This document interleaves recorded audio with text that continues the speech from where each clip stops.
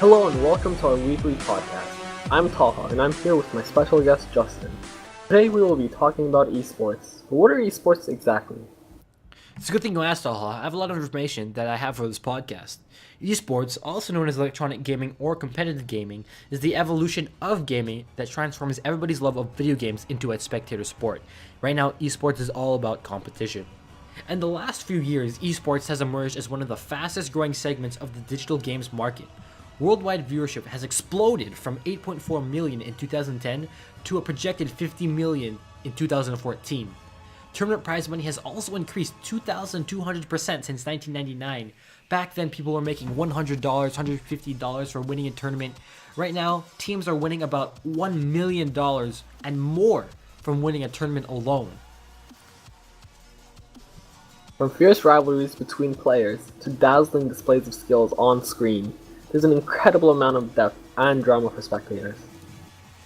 So a lot of people choose not to recognize esports as real sports simply because they do not involve any movement or physical prowess compared to football or hockey or basketball or any other traditional sport out there.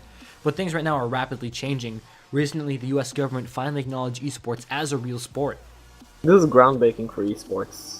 Now we can start looking at international players that can apply for sport visas and play for North American teams. It's a much easier process because they're actually recognized by the government as athletes. This is a huge deal. So back in September, one of the most popular games in esports held the World Championships in Los Angeles. Now you guys might think, oh, this is some sort of like congregation of a bunch of fat nerds eating pizza and popsicle sticks in their parents' basement. But no, this is different. The League of Legends World Championships had 14 teams participating in a prize pool of over $2 million at 50,000 United States dollars. The first place winner got $1 million, and over 30 million viewers were watching the finals live. Hear that? $1 million. How's that for a bunch of pasty-faced kids in a parent's basement? That's a lot of money, you guys. So League of Legends that year hit a new milestone, now regularly exceeding 5 million peak concurrent players globally. That is a few more players than we reported back in October. The finals for the tournament were held at the Staples Center. That's right, the Staples Center. The same stadium that houses the LA Lakers and the LA Kings was also the home for the League of Legends 2013 World Championships. A lot of people think that just because esports are only about playing video games, it doesn't require dedication or skill. Well, they're wrong. It takes the same dedication, mental drive, and skill. The fans for esports are even crazier as well. You might think basketball fans are crazy. Well, look at the fans of esports. As we know, the Staples Center seats around 15,000 people. The League of Legends Championship finals sold out in an hour. That's right, they sold over 15,000 tickets in under an hour. That's just the finals. Imagine 15,000 people selling out in over an hour. When has basketball done the same thing? Never. That's incredible, but it seems like we're only talking about League of Legends. There are many other games that contribute to esports community. Another game popular in the world of esports is Counter-Strike. Counter-Strike is one of the first games to be a part of the esports commerce. Along with StarCraft, it's one of the most highest paying games, with players making well over 500 United States dollars a year in tournament winnings alone. This does not include sponsorships or even the commission that they make for playing with these organizations. Well, my prediction for esports in the future is that it will keep growing to a point where it will be recognized by most people as a sport.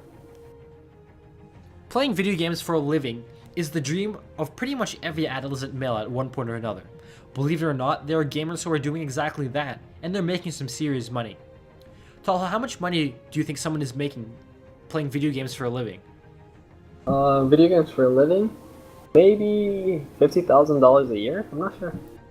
Well, you couldn't be more wrong. Over 60 gamers have earned over $100,000 in prize money, and that's just the bare bones. To top it off, that's not even counting the sponsorship deals and income that many of these players receive from their streaming practices on services such as Twitch. So, if $100,000 is the bare bones, the minimum that one of these gamers is making, how much money is the top of the top, the LeBron James of esports making? Players such as Dmitry Lights of Heaven Kuprianovic is making over $250,000 playing Dota 2. This is a huge amount of money, and just imagine how much cash this kid is making at the age of 19. This kid is 19 years old and making over $250,000 a year. The top player that is making the most money in the esports industry is Jonathan Fatality Wendell. He's the first prominent professional gamer. He's made his name in the scene by playing games such as Call of Duty and Counter-Strike. His earnings a year start at $400,000.